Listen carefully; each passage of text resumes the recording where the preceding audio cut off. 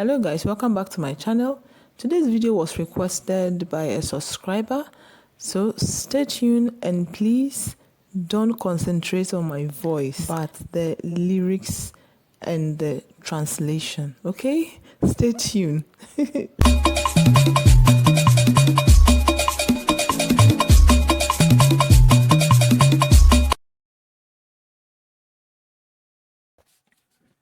Ikum n'aka mgbe ndị ọzọ kụchi ha n'aka,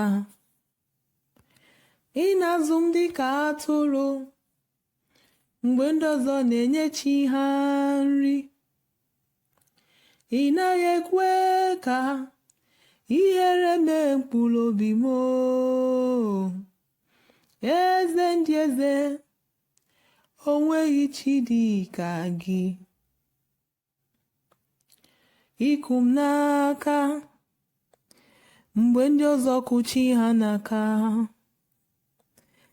ị na-azụ m dịka atụrụ mgbe ndị ọzọ na-enye chi ha nri,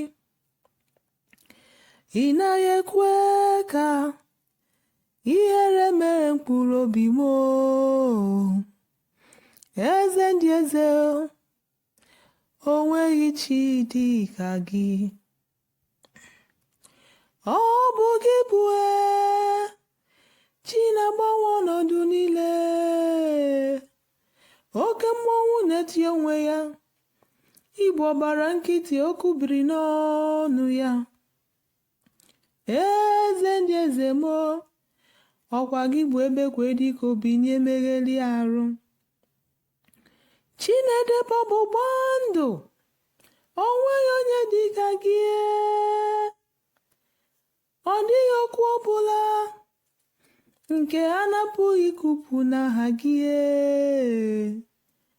Ị kwesịrị ekele nna, ka m bulie aha gị elu. Life giver, life changer, Jehovah,